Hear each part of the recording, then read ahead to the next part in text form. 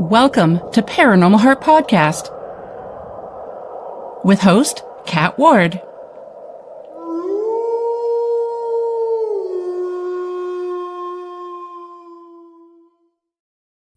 Welcome to Paranormal Heart Podcast, Paranormal Talk with Heart and Soul. Tonight's segment is pre-recorded, streaming on United Public Radio Network, 107.7 New Orleans, 105.3 the Gulf Coast, YouTube, and any place you find your favorite podcast. I'm your host, Kat Ward. Thanks so much for hanging out with us tonight. Tonight, my Haunted Hearts, my guest is Brent Michael Phillips, a former MIT researcher whose work sits at the crossroads of physics and healing. Blending rigorous scientific training with transformative therapeutic practice, Brent explores how principles of physics may unlock new understanding of healing, consciousness, and human potential, where MIT truly meets miracles. I give you Brent. Hello. Oh, this is great. Excited to be here. I'm excited you're here. Thank you for being on the show. So this is intriguing. So you trained in physics at MIT. What led you from that world into healing work? Well, it was one of those things where if you had told me when I was a boy or a young man that I'd end up being a healer and a spiritual teacher, I would have laughed you out of the room. Wasn't even on my radar. Yeah. Because, long story short, I grew up being kind of your typical nerd. I loved science. I loved Star Wars and Lord of the Rings and Dungeons and Dragons and all that stuff, right? Me too. And the one thing that was I really loved was video games. And so when I went to college, it was a pretty easy choice. I decided I wanted to be a video game developer. And so I went to MIT, but then I discovered the internet. And this was, of course, long before most people had heard of it. I got there in the 80s. Yeah. And it just totally blew me away. In particular, it gave me a vision for a whole new kind of game, an online game, which, of course, was years in the future at that point. Mm-hmm. But long story short, I got my bachelor's degree at MIT, continued on to graduate school, got my master's degree, and I was working towards my PhD, and I had become one of the world's leading experts in internet protocol and internet networking. In fact, my master's thesis was all about sending real-time audio video streams over TCP/IP, which is internet protocol. And so when the internet boom hit, I figured, hey, this is my gold rush. And so long story short, I left MIT. I moved to California and partnered with my lifelong best friend, and we formed two companies. The first was to make websites, which was totally cool. And we had a lot of success at first. It's crazy in retrospect that the very first website I ever developed in my entire life was the website for the launch of the Sony PlayStation. Really? Yep, that was my very first website, other than like Brent's homepage, right? Yeah. And that was in the summer of 1995. So we went on, we did the first website for Disneyland. We worked with Nissan Motors. We had over a half dozen Fortune 500 companies we were building websites for. But websites were cool, but that wasn't my passion. My passion was games. And so we formed a second company to make a brand new kind of online game that no one even thought was possible. And today we call them MOGs, or massively multiplayer online role-playing games. Okay. Yep. Like World of Warcraft.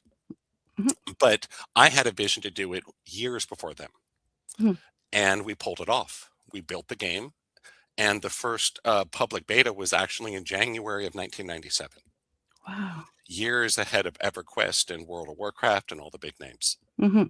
But there was a big problem, which was in order to bootstrap two companies right at the heart of the internet boom, I was pushing myself to superhuman levels. It was, no exaggeration, 100-hour work weeks back to back. There were no weekends, there were no holidays, no vacations, no breaks. It was pretty much all I did was I ate, I slept, I worked, and I did a little martial arts twice a week. That was it.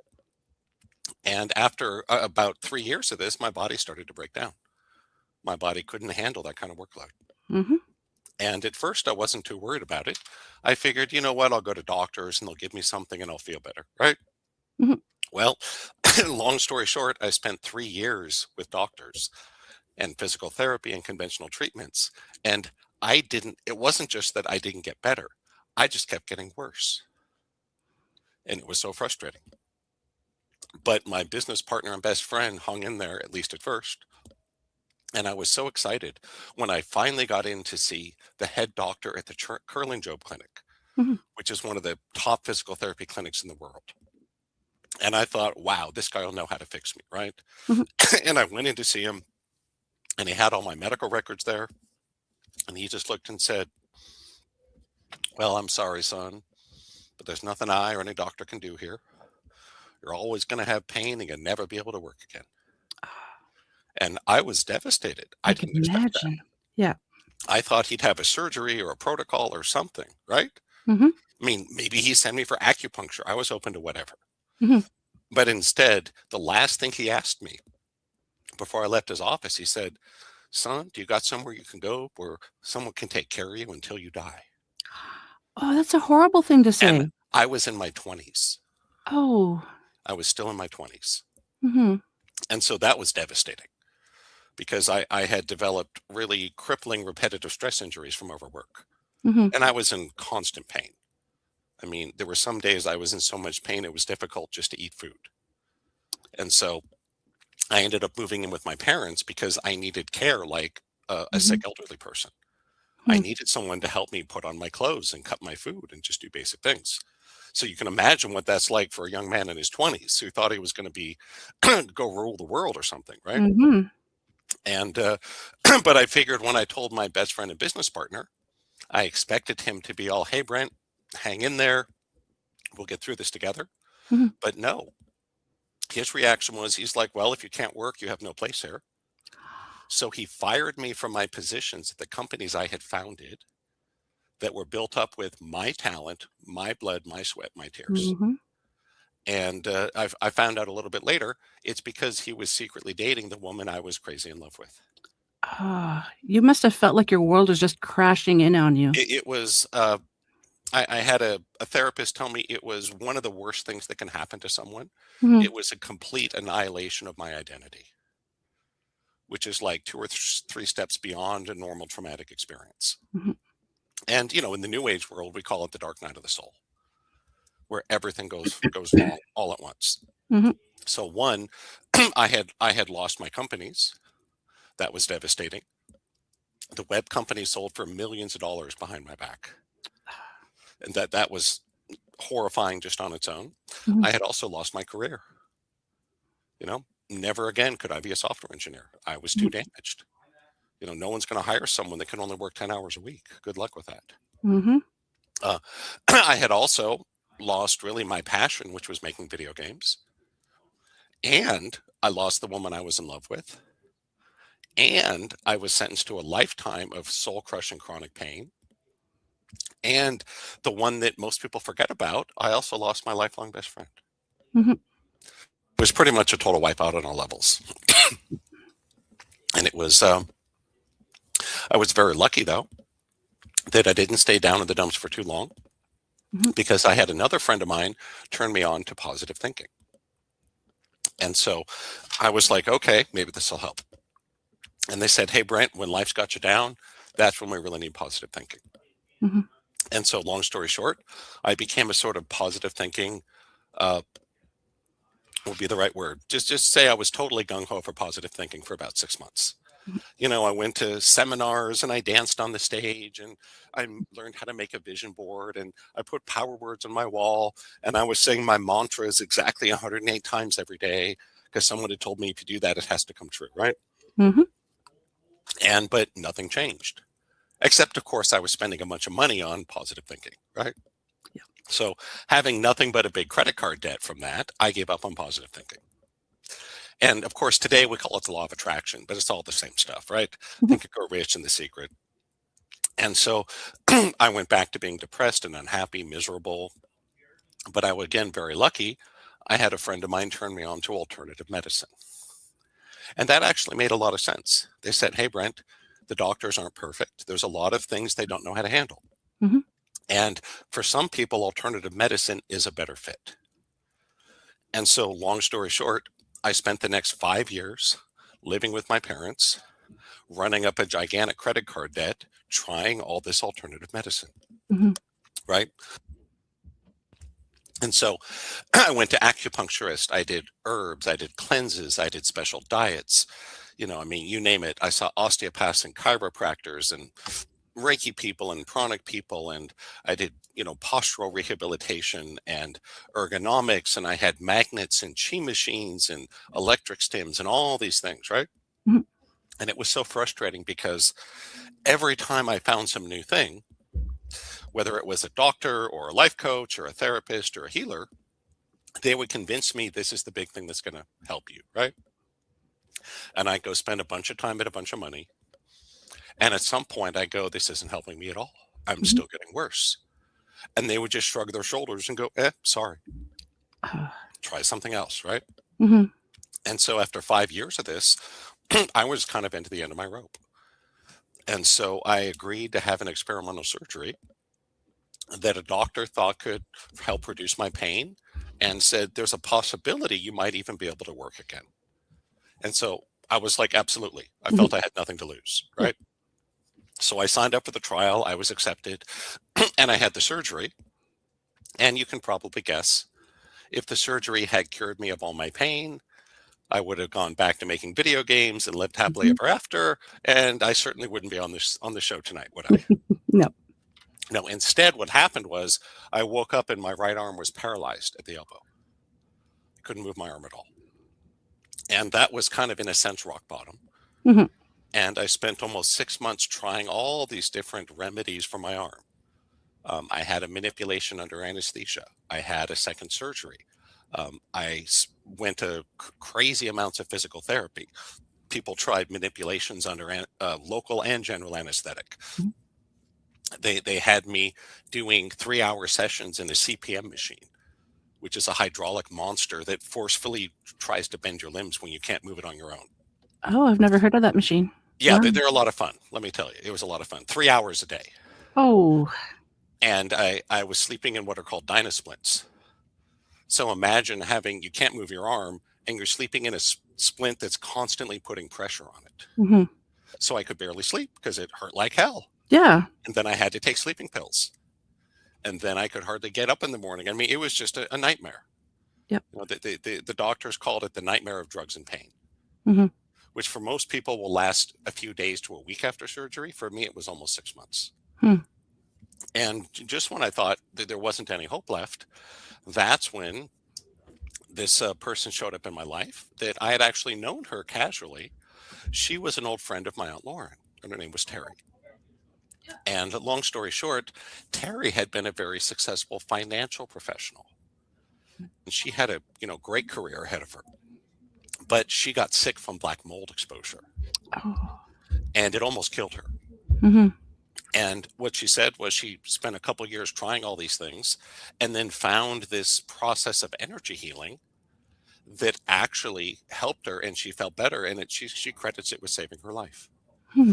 And I still remember seeing an email she sent me when my arm was paralyzed, and she said, hey everyone, I want you to know I'm no longer working in finance. I've decided to open my own business, and I'm now a professional energy healer. And I kind of laughed. I'm like, wow, this Yeah. lady's really gone off the deep end of the new age pool, right? And my Aunt Lauren had called me about once a month. She'd be like, Brent, how you doing? I'm like, terrible. Is your arm better? No. Have you called Terry? No. Why not? It won't work. Hmm. And so this went on for, again, about 6 months. And then eventually she said, Brent, what's it going to take?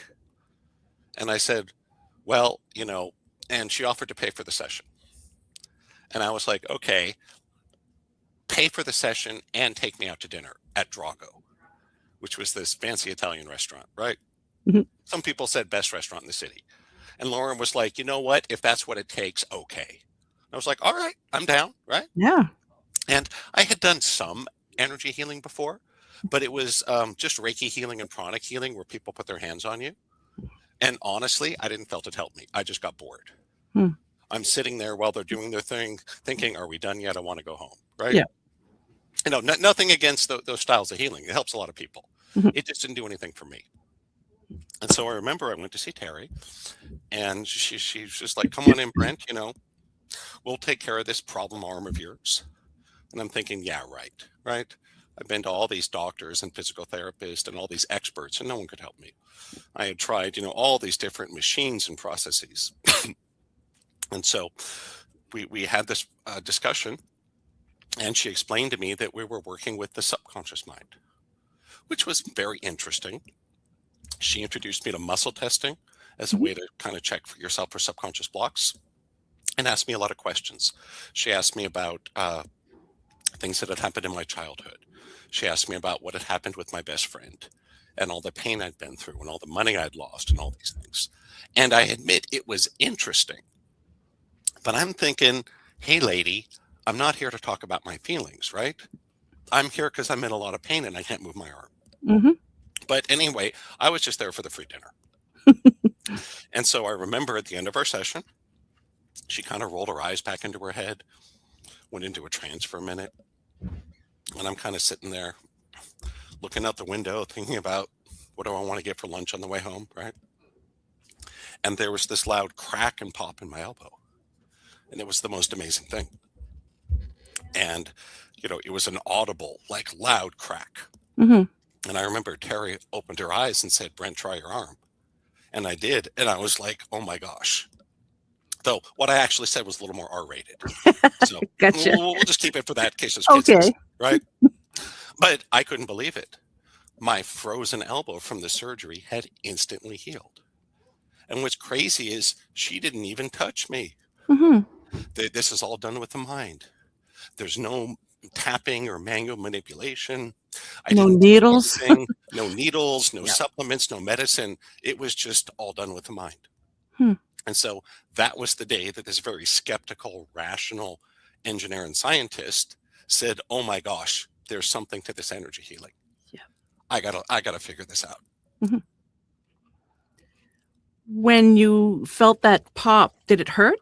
Or did it just kind of surprise you? I would say it's kind of like the pops and cracks we all get in our joints with age. Oh, yeah. But like times 10 or 20. Wow. So it wasn't painful.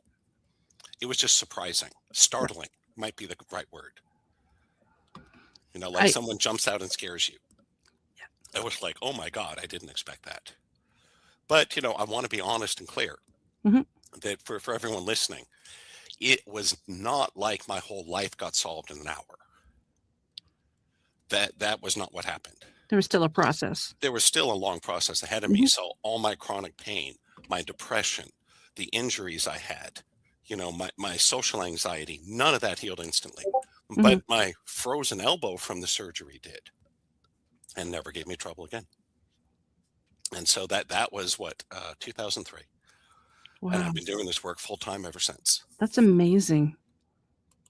I love hearing things like that when people talk about healing like this, and some, just like yourself, they say they've tried everything else, nothing worked, and they thought, okay, last resort, this is crazy, and it worked. Yeah. And it's funny, I've heard that from a lot of my clients and students. The universe likes to wait until we're right up against the wall, right? When you're out of money, when you're out of hope, when you're out of options. I'm going, couldn't this have happened like a year before? Yeah. Like, would that have been the worst thing? But that's how it worked. Maybe it's the universe's way of getting you to appreciate. You have to go through that suffering first. And then once you have the healing, you're more appreciative of it. Yeah. And it's, that's a form of the law of exchange for sure. Yeah. Do you see healing as an energetic, informational, or physical process, or all three? I see healing very much as software. Because, and now again, I'm biased because that's my background. Yep. Right? My background is science engineering, specifically software. Because I wrote video games, which is software. And here's what I learned. That the human being is very much like a computer. And it's so crazy because I remember one of the summers I was in grad school at MIT, which is in Cambridge near Boston. And you get a few of these just brutally hot, humid days, right? Where it's like 95 degrees and 99% humidity at 2 a.m. Oh. And so on days like that, me and the other grad students, we'd all bring a pillow in the sleeping bag and we'd sleep in the server room. Because the server room was the only cooler. the only space we had access to that was air conditioned 24/7. Yep. They only had air conditioning in the labs from like 9 to 6 Monday to Friday. Yeah. The rest of the time we just sweated and boiled. But the server room, they kept cool. So on those hot, brutal summer days, there'd be like, 24 grad students all conked out with sleeping bags in the server room, right? That must have been quite the sight. Yeah, it was a cool thing. Yeah. Literally, right? It was a cool thing. But I remember there was one night I'm sitting there kind of dozing off to sleep, watching the lights flicker on the machines around me. And it struck me, I'm like, wow, people really are just like computers, where your body is the hardware and your subconscious mind is the software, including the DNA.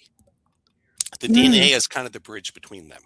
Okay. Because the DNA is both physical and informational at the same time, right? Because if you have a big enough microscope, you can look inside the cell and there's the DNA, right? But what is DNA? It's computer code. It's a binary code. In fact, Greg Braden wrote a book about this. It's called The God Code. And so it was crazy. I had that insight years ahead of my experience with healing. But when I started studying with Terry, that's exactly what I learned, is that essentially your body's the hardware, your subconscious is the software. And we have a program inside of us that runs every aspect of our life. In the same way on your computer, you got a program for your spreadsheet. I never thought of that. You got a program to run email, right? You got a program that plays solitaire, et cetera, et cetera. Yep. So we all have a program in the subconscious that determines how much money you make. We have a program that determines what your physical health is like. You have a program for your emotional health. You have a program for your social life. You even have a program for your level of intuition. There's even a program for how much free time you have. And so what I learned was that healing, in one aspect of healing, the way I learned to do it from Terry, was very much like writing computer code. That I was essentially learning to debug people. And the good news is it's much easier to learn to do energy healing than to program an electronic computer. Really? Yes. Because there's a gigantic slop factor that you don't get with computers. Because with a computer, anyone that's ever coded knows one semicolon or bracket in the wrong place, the whole thing blows up. Yep. And my online game, it was called Underlight. It was composed of over 100,000 lines of custom code. Wow, that's impressive. So it's a really difficult thing to write 100,000 lines of code that all works perfectly. Because again, one semicolon in the wrong place, it doesn't run, right? And so what I found was that the reason my elbow froze and I had all these issues was very much I had bugs in my software. It was that simple. And the way I would put it is that I want to connect this to the body. That what I mentioned was your body is like the computer hardware. So you got a monitor, you got a keyboard, you got, memory and a CPU and a fan and all that, right? Yep. So we got a head and a torso and heart and lungs and a liver and all that, right? And what I found was this, and I like to use an old blonde joke as a metaphor. And you may remember this. It was popular in the 1990s. And the joke goes something like this. How do you know when a blonde has been using your computer? How? Your marker is covered with whiteout and black marker. So that's pretty funny, right? That is. Yeah. Yeah. Why is it funny? Well, we all know that drawing on your monitor isn't going to fix your software, is it? Exactly. Yeah. Right. But that is exactly how we live our lives. This is true. Yeah. And so when we think about drawing on the monitor, imagine you're trying to send your friend email and your computer crashes. Are you going to draw the email agent on your monitor with markers so it looks like it's working? No, that's stupid. That's why the joke is funny, right? Yeah, it is. If you want your computer to run properly, you got to fix the code. You put a new program on it or you debug it, right? Nowadays, you just download something from the internet. Yep. And that's very much how healing works. So if I wanted to play Sudoku on my computer tonight, I could just go to my web browser, type in Mm-hmm. play Sudoku, and boom, there I go, right? Mm-hmm. And what I found was, I'll give an example. A lot of conventional medicine is drawing on the monitor. Oh, yeah. Because, and again, I'm not against doctors. A lot of healers are. I'm not. I think doctors have a really important place. Yep. I just think they're trying to solve problems that their tools are not suited to. Exactly. I agree. Right? Especially lifestyle issues. Mm-hmm. So, for example, if you fall off your skateboard and break your leg, go to a doctor, please. Right? Yeah. Don't call me. No, I won't talk to you. I'll say, go to a freaking doctor, Yeah. set the bone, cast it, recover, then call me. Yes. Right?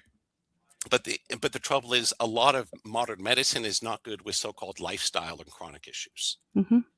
So people with chronic pain, really, all the doctors can do is they'll send you to physical therapy. They'll give you an electric stim to use at home. And if that doesn't work, they give you pain pills. Well, are pain pills actually solving the problem? They're not. They're just covering up a symptom, if that makes sense. It's like a Band-Aid. Yeah, it's like a Band-Aid. And I'm not against it. There are times you need the Band-Aid. Mm-hmm. Oh, Of absolutely. course, right? Mm-hmm. So that's why I say I'm not against it. It's just, it's not a long-term solution. Mm-hmm. It's drawing on the monitor. And there's a similar metaphor for money. Many people think that money is about money. It's not, just so you know. Mm-hmm. That trying to get rich by skipping your Starbucks and cutting back on avocado toast probably isn't going to work. Because why? Money is not about money. It's about emotional issues. It's about trauma. It's about relationships. It's about confidence. It's about self-esteem. Mm-hmm. I would also say money is not about intelligence. Clearly. Mm. Because if money were about intelligence, I would have been a billionaire by the time I was 30. Yep. Because, I used to be really smart, believe it or not. I was a National Merit Scholar in high school. I didn't just go to MIT, I crushed MIT. I had straight A's my entire time there with a whole long list of honors and awards and achievements that would mean nothing to you unless you went there. Yep. But my life cratered. And by the time I was 29, I was on lifetime disability, living with my parents with a gigantic credit card debt I had no idea how to pay off. Yep. And so just so you know, I want everyone to know money is not about money. It's about self-esteem. It's about emotions. It's about how you feel. And so really what I want to show people is, in the same way, if you want your computer to run differently, you need to install new code, don't you? Mm-hmm. You put in an upgrade, right? Mm-hmm. You buy new software. Our lives are just the same. If you want to heal your body, maybe you should install some new code, specifically the subconscious. If you want to make more money, if you want to find love, if you want to find a sense of purpose, if you want to learn energy healing, if you want to develop your intuition, maybe you should focus on the code, not drawing on the monitor. Does that make sense? It does. It's so simple. Yeah. And I want to call out the DNA connection because I think it's so interesting. Mm-hmm. That people will ask me, Brent, okay, this is cool. How does stuff get into the subconscious? Well, the biggest piece of it is your genetics. It's that simple. Mm-hmm. Most of your subconscious code comes out of the DNA. You get it from mommy and daddy. Mm-hmm. And it's that simple. Now, there are other ways things get into the subconscious, childhood experiences, intense traumas, etc. But the genetics is the biggest piece. And I think it's so interesting because what DNA is like a recipe book. It's essentially a bunch of chemical instructions on how to make proteins. And then how to combine those proteins into tissues. Mm-hmm. And if you think about it for a second, it's amazing that we all started as one cell, didn't we? Yep. One cell with one copy of DNA. Mm-hmm. Half from your mom, half from your dad, right? And that one cell had all the information to build you, to build your heart, to build your brain, to build your lungs, your personality. All that code was in one cell. Mm-hmm. And so the actual physical DNA that we can look at under a microscope is essentially a big recipe book for building biological material. But what activates it? That is the great question science struggles with. We now call that epigenetics. So genetics is the hardware, right? The chemical composition of the DNA. Epigenetics are the control signals that come from outside the cell that tell it, build this or build that. That's where the subconscious comes in. So the subconscious in the DNA, that's the intersection between the world beyond the veil and the physical world. That, for example, again, we'll just use, let's say you want to play solitaire on your computer. Before you download that program, it's already written, isn't it? Yes. You just need to copy it to your computer and execute it. Yep. That's exactly how we work. And so the subconscious, it controls how the DNA is used. And there's been some scientists and New Age thinkers that have approached this. Bruce Lipton approached it with the biology of belief. He got one step further. What he said was something outside the cell is telling it what to do. But I'm not sure how that works. Grant McFedridge in his Peak States of Consciousness took it one step further. He actually mapped out where those signals come from. And that is all you need. The takeaway is that's the subconscious. It's just code. Because think about it. Our bodies do all sorts of things without us needing to tell it, doesn't it? Yeah, like breathing. Yeah. Heartbeat, digestion, nerve conduction, on and on, right? What's running that process? It's software. It's the subconscious. And here's the crazy thing. I used to think I was so broken I could never be healed. Why? I had spent years going to all these doctors, healers, therapists, right? What I didn't realize was none of them knew how to get to my source code. That's what Terry did for me. She was the first person that said, hey, Brent, the problem is not in your hardware. The problem is in your software. And I want to emphasize that because that's something I really want the listeners to take away. Most of our problems are in our software. And it's no different than your computer.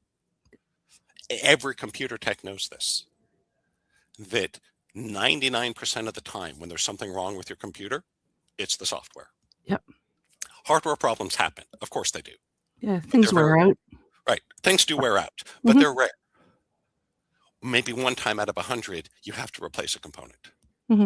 It's almost always the software. And so, for example, if you've had a horrible accident and lost a limb, that's a hardware problem. Gotcha. I'm not going to say this is impossible to heal. I'm just saying that's a tough one. I haven't seen it. Not saying it's impossible, right? I've seen so many miracles in my life. I'm very hesitant to use the I word. But someone that's depressed, someone that has chronic pain, someone that has a substance addiction, someone that's lonely, someone that's broke.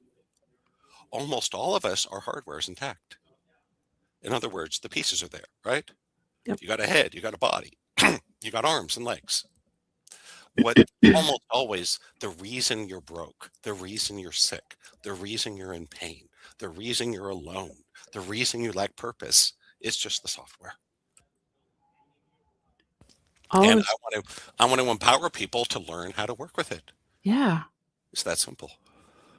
All this talk of programming brings me back to my high school days when I took computers, when we had TRS-80s at home. And instead of for the computer, instead of writing the exam, I decided to write a program. I can't remember what it was.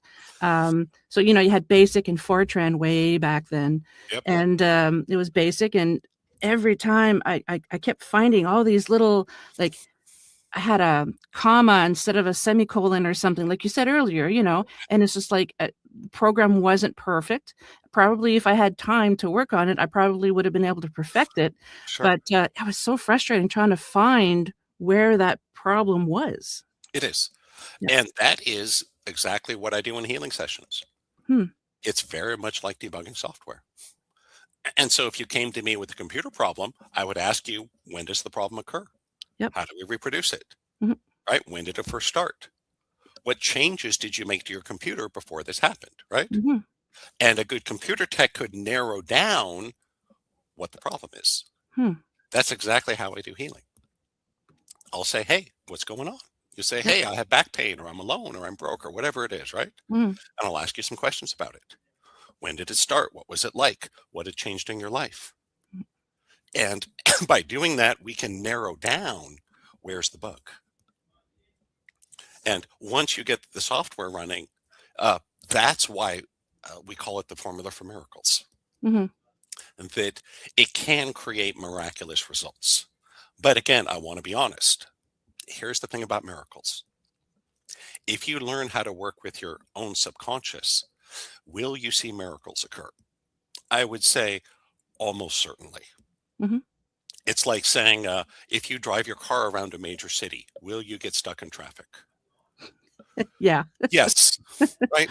If you drive more than once, probably, right? Maybe even the first time. So every one of my clients and students that learns and applies this sees changes. But here's the thing. We don't pick the miracles. They pick us. So this is not a magic wand for the ego.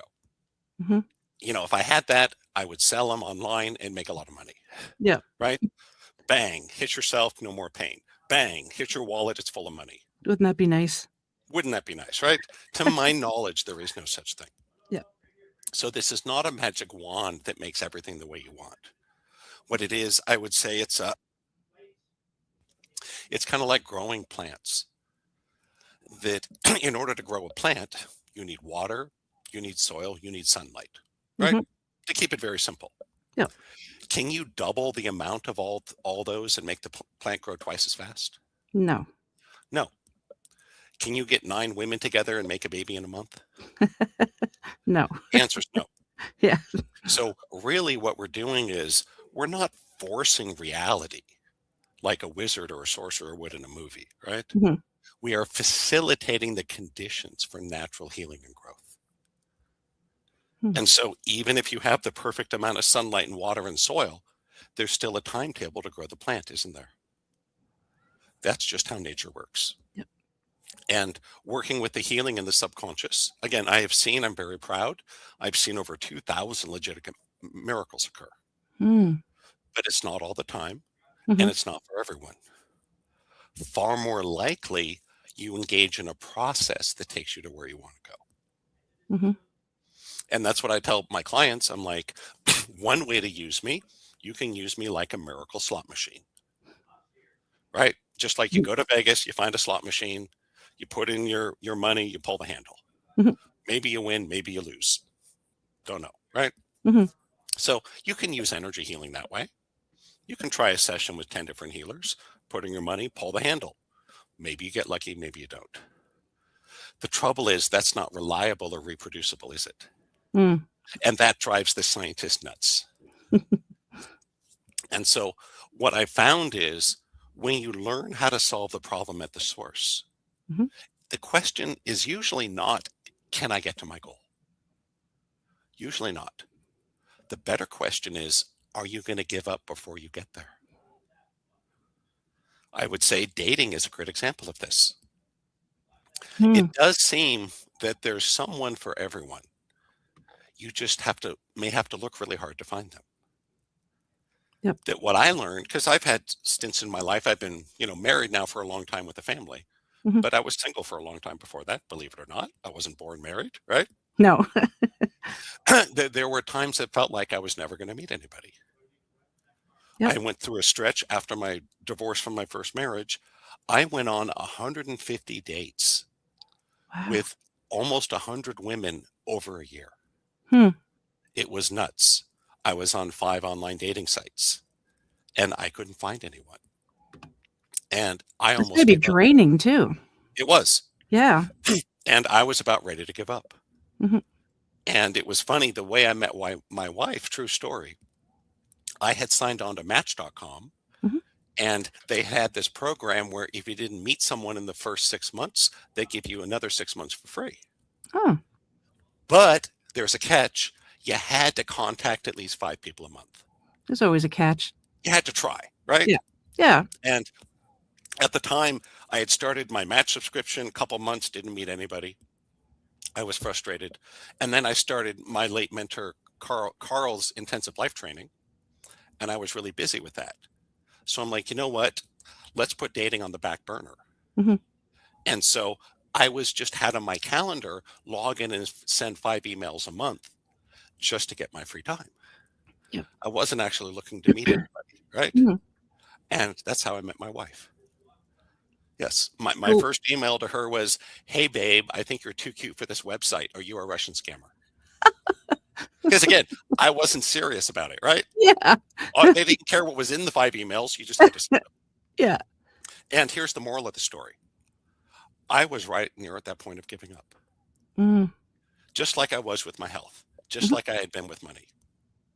But if you give up when you're one step away, you'll never know how close you were, will you? Yeah. If I had not replied back to her, we never would Mhm. have met, never would have fallen in love, never would have had a family. That's what I want to emphasize. That so many of us give up right before we're about to break through. And if you can use these tools and really commit yourself to it, Mhm. they work. And I found a similar thing with positive thinking. I mentioned I did positive thinking for 6 months and gave up. Mhm. I would say that was not the best decision. I should have kept up with it. Why? In my mind, positive thinking is in engineering, we would say necessary but insufficient. Mhm. In other words, it's something you need to do. If you don't, you're likely to fail. But just because you have this piece doesn't guarantee success. You might say that to build a car, you need an engine and a transmission and a frame and tires, don't you? Mhm. If you're Sorry. missing any, yeah, if you're missing any of those, your car does not work. Mhm.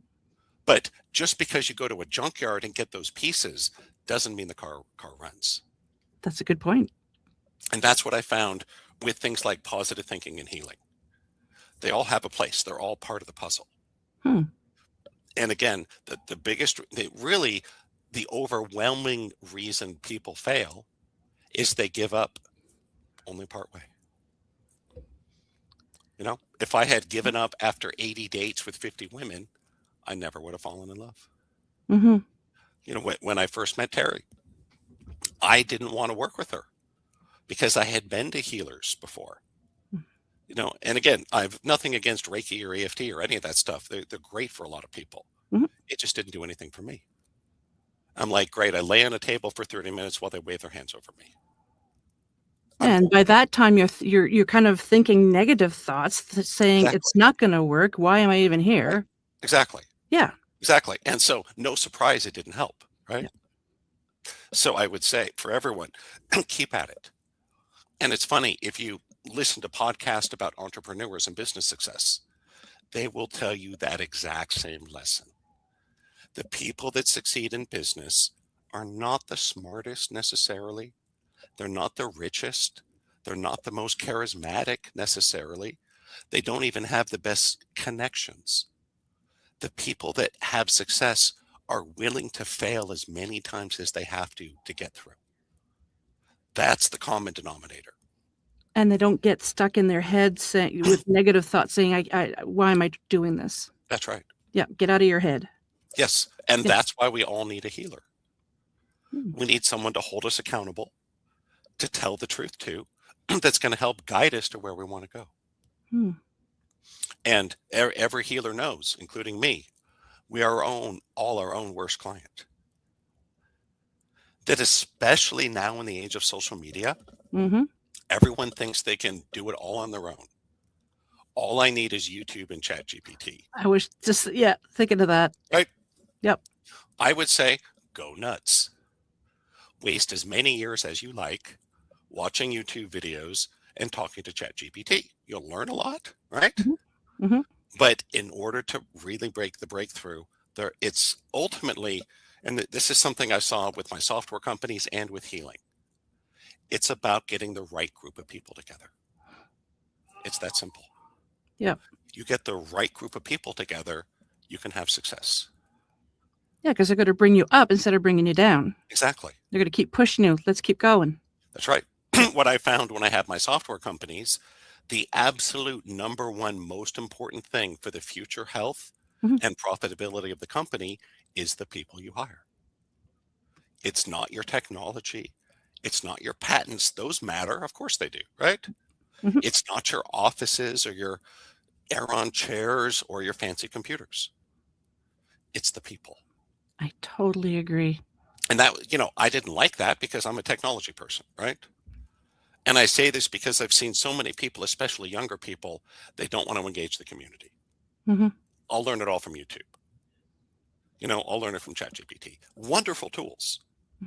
I spend a lot of my time listening to music on YouTube.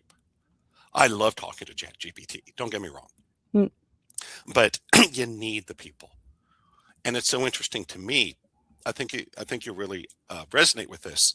For a long time, the way I ran my business was I sold people information. Right? And the community was sort of an afterthought. It's like, okay, people that take my class, if you want to come to the practice group, here's when, right? But because the thinking was, if I can just get the right information, then I can heal, then I can make money, then I can find love, whatever it is, right?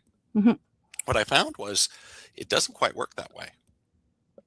What I found was the driver of transformation was community plus information. Just the information alone isn't going to do it. To be fair, the community alone may not do it either. The community lacking the information isn't going to work. So, for example, I have 3 cats I love. That's a community, isn't it?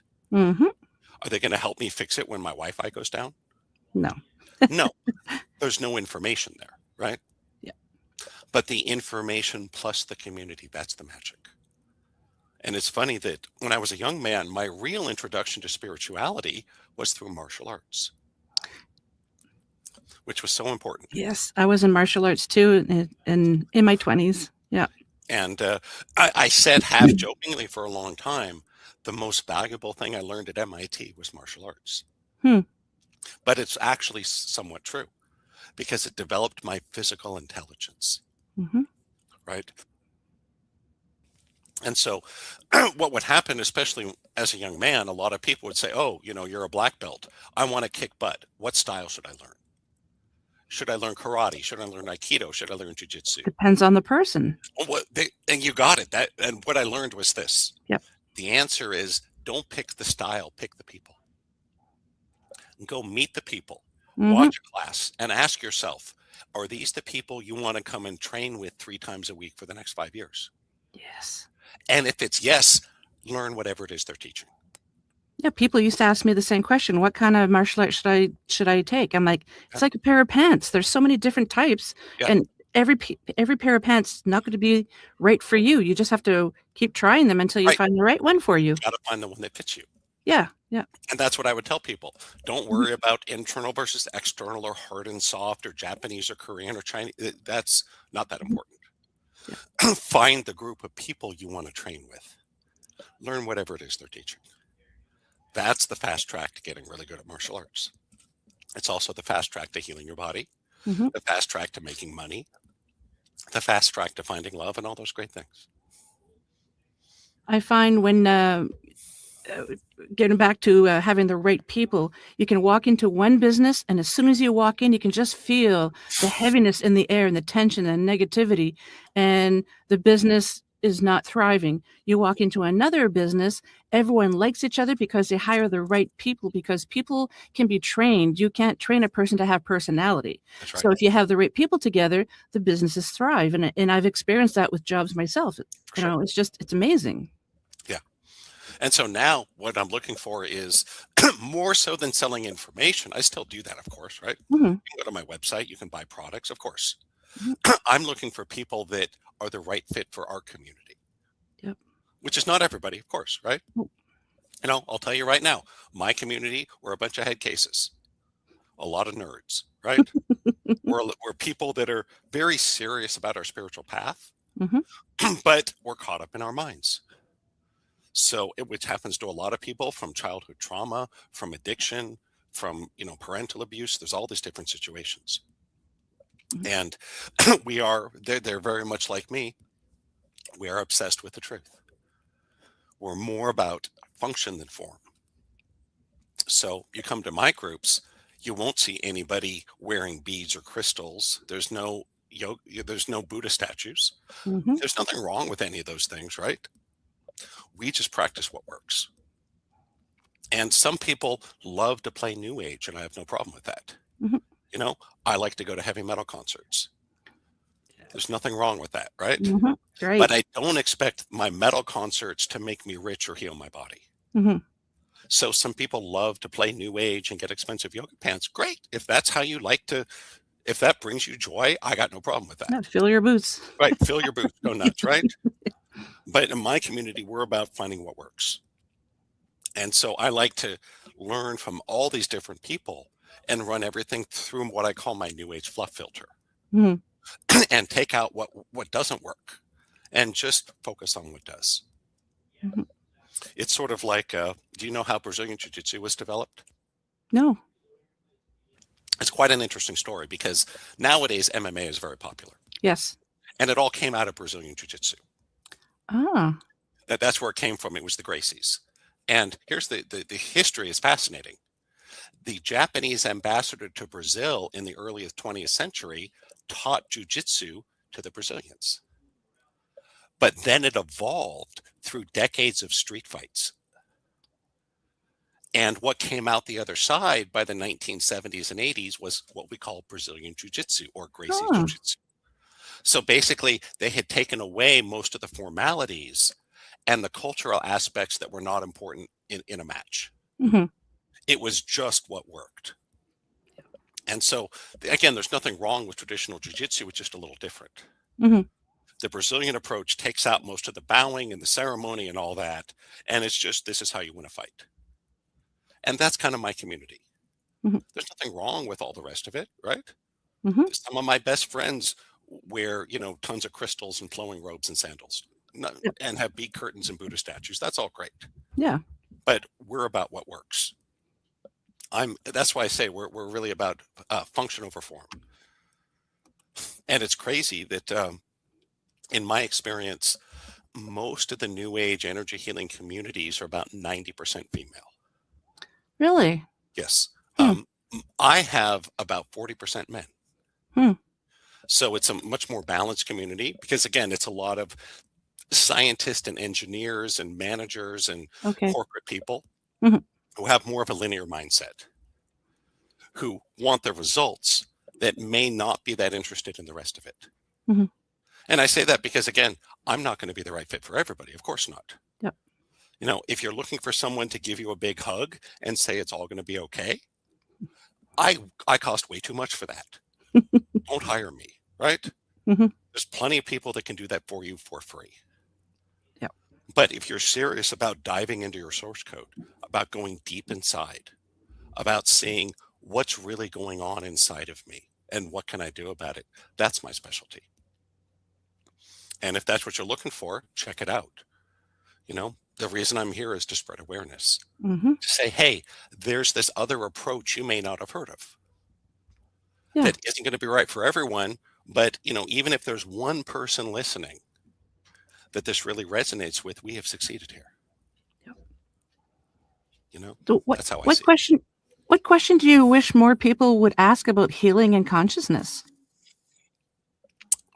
I'll tell you the specific question I would love to hear more. Yes. People will say, how do I heal my body? How do I make more money? How do I find love? In other words, how do I change this aspect of my life, right? Here's the question I want to hear. What exactly is this me that has health and a body and a life? What is that? Levels of consciousness. And it's funny, if you're ever familiar with Eckhart Tolle. No. The Power of Now, of course, right? Okay. That was the exact question he asked on the park bench. He was sitting on the park bench and said, what exactly is this me? Because here's the crazy thing. Most of us spend our entire lives thinking we know what we are, but we're wrong. And Eckhart Tolle asked, what is this me exactly that has thoughts and feelings and ideas and memories and takes action? And that's when, poof, he experienced his transcendence. Now, it's not that easy for everybody, right? He Just must because have you been sit on ready. a park bench and ask that question doesn't mean you become an enlightened master. Yep. Worked for Eckhart. Awesome, right? But if people would ask that, that's great. And you know what my favorite answer is? What? I don't know. Why? Let me ask you this. You ever been to the mall and finally you see a parking spot and you pull up and damn, there's a motorcycle there? Yeah. Oh, yeah. Right. The Or one of motorcycle. those tiny clown Yeah, cars. or a tiny little car, right? So a motorcycle doesn't take up the whole parking slot, does it? No. But as long as there's a motorcycle there, you can't fit your car in. No. So as long as you're holding on to the old idea of you and God and life, the truth does not fit. So that's one thing I would love people to come in and ask, what am I? I don't know.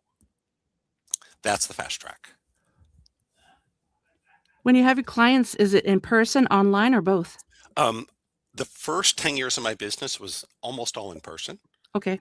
Ever since COVID, I'm pretty much 100% online. Okay. That happened to a lot of people since did. COVID. Yeah.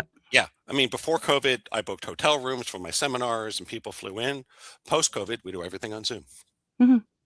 So it's just the way of the world now. Yeah, exactly. Yeah.